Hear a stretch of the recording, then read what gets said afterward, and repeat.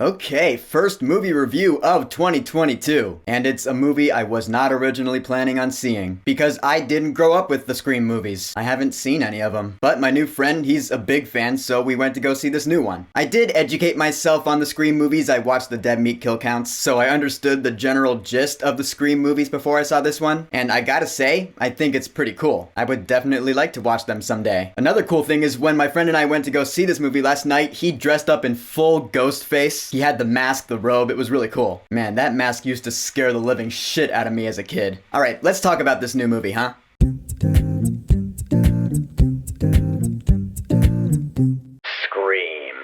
Alright, so Scream, this is actually the fifth movie in the Scream horror movie franchise. And when I say horror movie, they're really slasher movies with horror, mystery, comedy, meta elements. They're really unique movies. Like I said, I really like the concept of Scream. They're slasher movies where the ghost face killer is a different person every time. The identity is different every movie. They have their own motivations, and everyone in this crew is a suspect. You don't know who the killer is, so we're trying to unravel that mystery, and all the while, we have meta references to other horror movies, because, you know, there are rules in situations like this, the cliches that we've seen in horror movies for decades, as explained by Randy in the first Scream movie. The main character in most of the Scream movies has been Sidney Prescott, played by Neve Campbell, but I will say in this one, she's not the main character. She's definitely in the movie. I feel like you can't have a Scream movie without Sidney Prescott, as well as Dewey Riley and Gale Weathers. But the main character in this movie is actually Melissa Barrera, who I remember from In the Heights. She was Vanessa. Yeah, I actually didn't see that coming. I saw her in the trailer, but I didn't think she was going to be the main character in this one. That was a nice surprise. Her character's name is Sam Carpenter.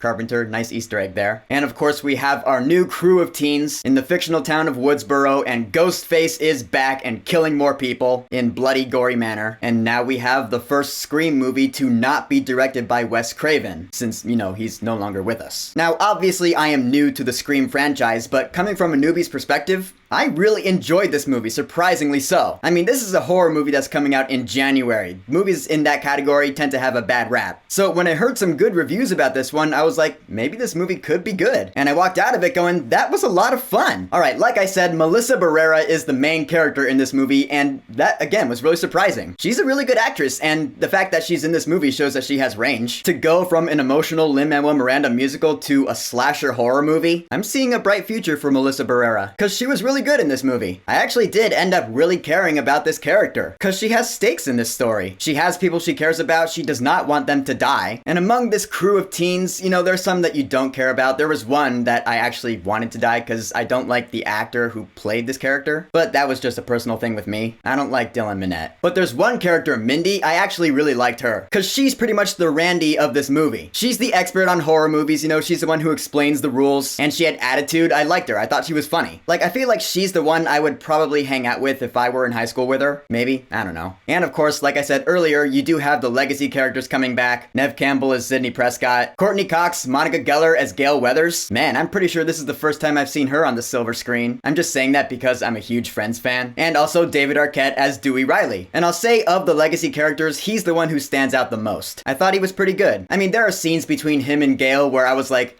okay, you know, this is a good moment for the fans, because I imagine the scene has some gravity to it, some emotional depth, but I didn't grow up on the Scream movies, so I didn't feel that gravity. It's like, imagine not being a Star Wars fan and then seeing Force Awakens and seeing that scene between Han and Leia, you're like, I don't know. I mean, you do get the emotion, you feel it, but it doesn't mean as much to you because you didn't grow up on the movies. It's kind of like that. Or at least that's how it was with me. They were good though. But now I want to talk about Ghostface, because Ghostface is a really cool concept actually. Because he's nothing ethereal, you know, he's nothing paranormal. He's just a person in a robe who's gone crazy, so he can easily be taken down. But what makes him unique is his personality. You know, his trademark thing is that he'll call someone on the phone and he'll be like, "Do you like scary movies? What's your favorite scary movie?" Would you like to play a game, Tara? And then he'll just show up out of nowhere and start slashing at you with his knife. That's really entertaining. He's kind of like the opposite of Michael Myers. You know how Michael Myers has no personality whatsoever, and he never says a word? Ghostface is a more fun, albeit more vulnerable version of Michael Myers. I like him a lot. He's cool, and he's the reason now I am curious about the other Scream movies, about watching them. Now, about the movie itself, like I said, I had a surprisingly good time with it. I mean, I don't know if it's gonna make my top 10 movies of 2022 list, given I didn't care about all the characters, but the ones I was supposed to care about, I did. The movie was smart, it's witty, the dialogue is pretty funny at times, I was laughing out loud a few times. Again, surprisingly so. Because of the meta humor, which is, again, really unique to the Scream movies. I mean, there's a point where, they're all sitting down and talking about the rules of horror movies and the cliches, and I was like, this is genius. So this is what Scream is, huh?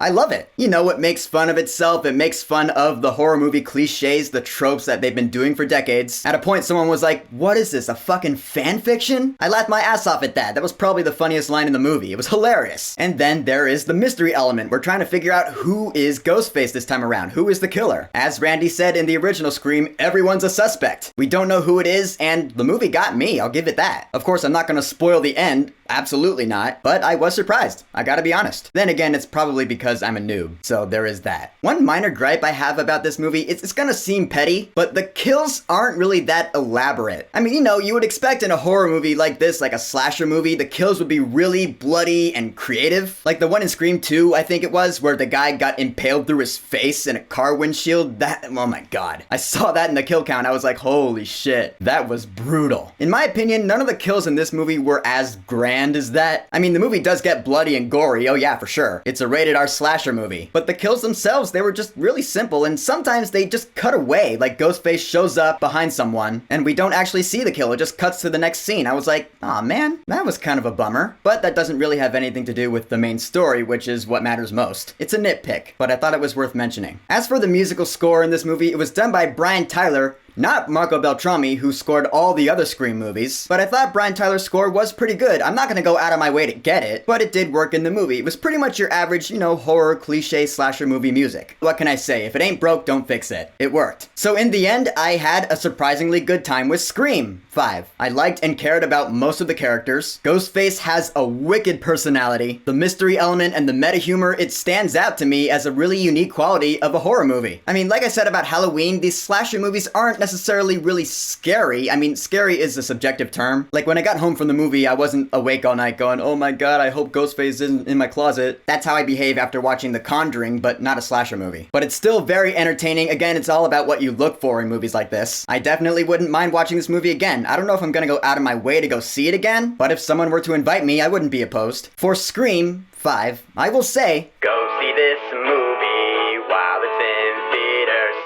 So Scream 5. Have you seen it? What do you think about it? And just for shits and giggles, I will ask you, what's your favorite scary movie? Whatever you think, go ahead and leave a comment. And of course, thank you for subscribing. Now, if you'll excuse me, the first 3 episodes of Peacemaker are now on HBO Max. Holy shit, have you watched those yet? Holy fuck. I'm gonna go watch those again. I'll have my video on them up soon.